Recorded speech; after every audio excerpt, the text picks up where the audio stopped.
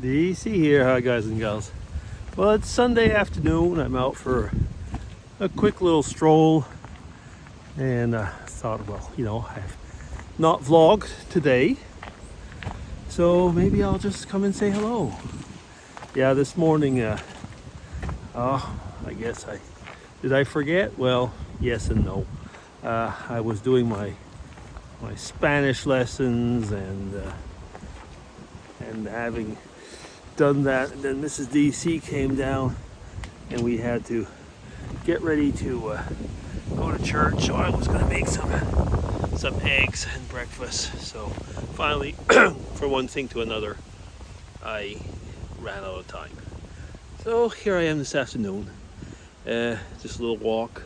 It's kind of nice. I'm not very far from the park, which is just, the park, not the one in front of our house, but another one, which is quite close to here. So if ever we hear some noise or see some people, well, that's what it is.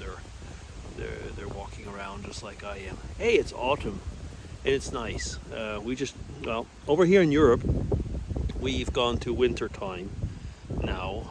I think in North America you change in next week, but we've already changed. So this morning it was when I get up around, let me see, what time did I get up this morning? I got up around 6:30, and it was already light outside because it was 7:30. Yeah. I keep wondering, every year they say the same thing. I've said that in a vlog before, so I won't go into it much, but every year they keep telling us that, this is going to be it. We're not going to change time anymore. And they never do it. There's always something that comes up. A war, another war, a pandemic, or whatever. So I guess, we're getting used to it. But it is a pain. Well, you've probably noticed, as myself, more and more of us have connected devices, which anyway, the time changes on them automatically. So we have less and less devices where we actually have to change the time. Oh, somebody's in back, and yeah, it's a few ladies, and they're walking, so it's no big deal. I guess they were wondering if I was in their bench or something. No, I know what they were. I just saw what they looked at. Just over there, there's a very steep path that goes to another path further down, and one of the ladies is walking with a cane, I can see, and the other two, well, it's an elderly couple, and frankly, looking at them walk, it's a good thing they didn't go down there. It could have been tricky. Yeah. Oh, I just noticed something. I'll just show it to you. You see that over there? A while back there was a garbage can there. Well, now more and more in town here, we are having the edility, as they call it, or basically the employees of the town. They're removing garbage cans everywhere. They want people to bring their garbage home. And why that? Well, I guess one thing one can immediately think, it's because they're trying to reduce littering and stuff like that, which is probably in part true. They're probably trying to cut costs, which is certainly true. But one of the main reasons is that every bit of garbage that you bring home, you will be putting into the special little garbage bags, which I mentioned the last vlog, I think, or the one before that, which are basically the bags that we have in town, and we have to use, and we have to pay a lot for them. So of course, by removing the garbage cans here and there, they're not only probably cutting on employees, but they are adding extra, so double, less employee time, but us people buying more garbage bags.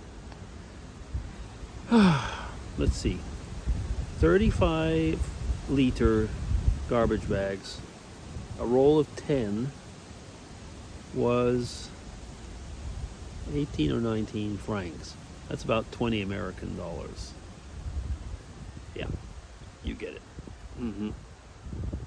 On the other hand, we do have a good service. They, they come and gather the garbage, the refuse, twice a week. What we call the green garbage, so leaves and whatever is, yeah, compostable, every Tuesday. And they come for paper every Wednesday.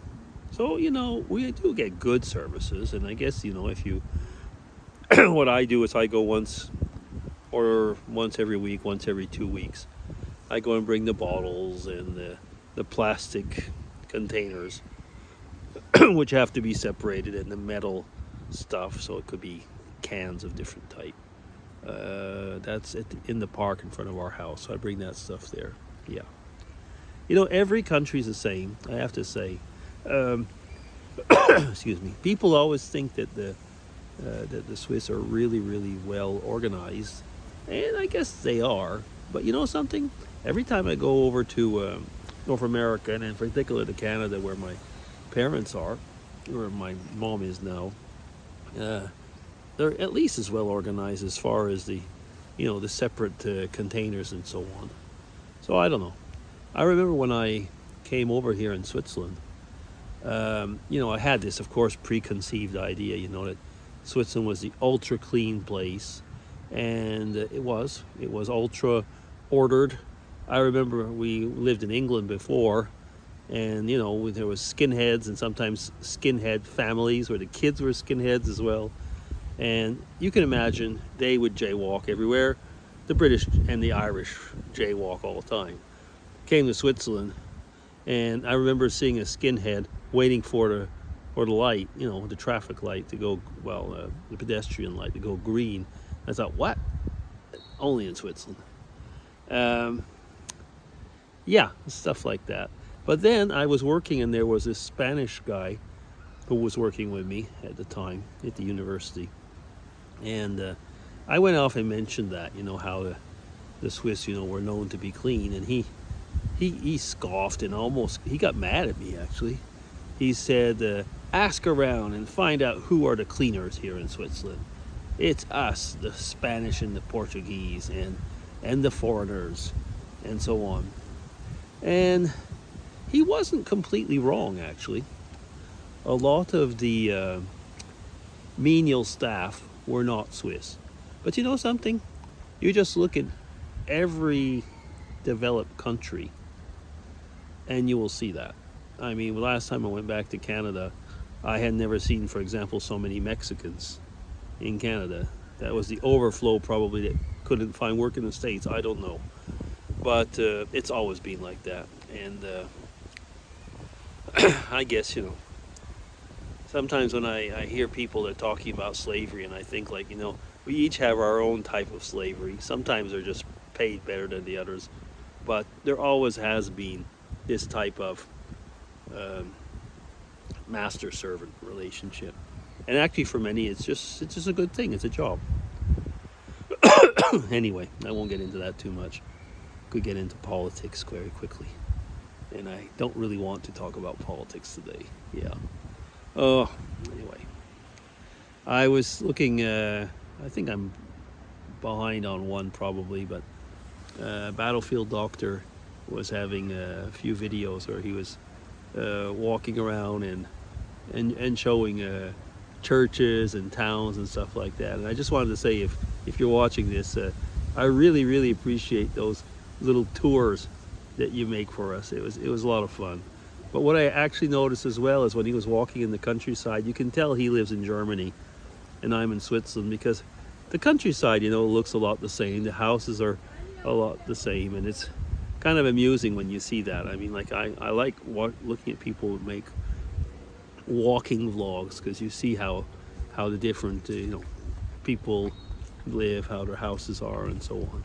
But every time I look at his, I keep thinking, like, well, this could almost be here. Yeah.